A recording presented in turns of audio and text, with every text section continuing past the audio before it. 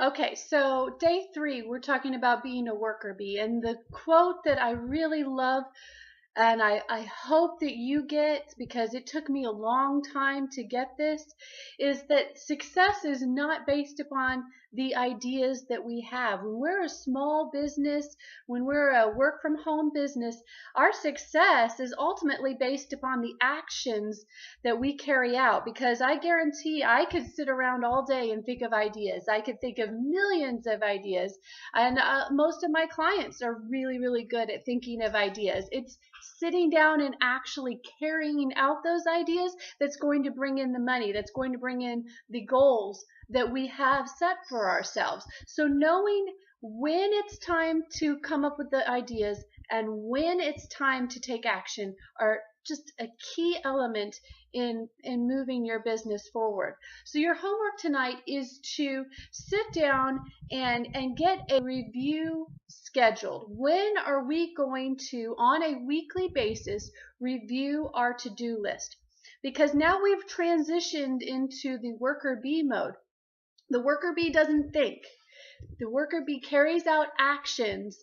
I shouldn't say something in order to do his job, but her job. But you're going to not plan. It's not a time to come up with ideas. And so we need to set aside a time, though, where it's okay for the CEO and the worker bee to have a meeting with each other. Because what we want to accomplish is we want to make sure that if there's anything on our to-do list that needs to go back to the CEO, that we get that accomplished during this review. We need to keep a list, a to-do list that is 2 weeks. That is our time frame.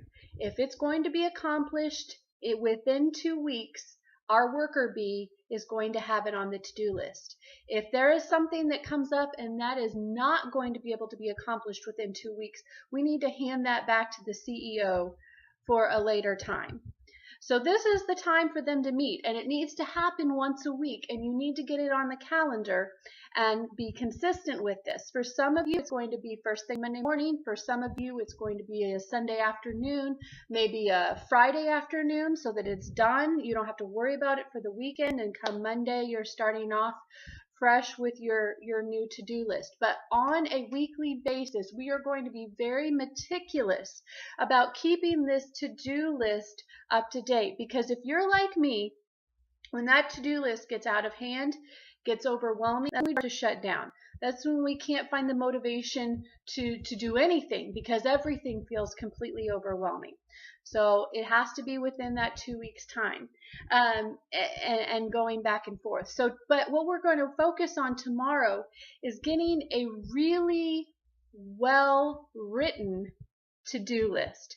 Because while it may seem silly that we couldn't just write down a to-do list, there are certain key elements to writing a to-do list that'll make it even easier for us to carry out. So stay tuned for that in day 4 tomorrow.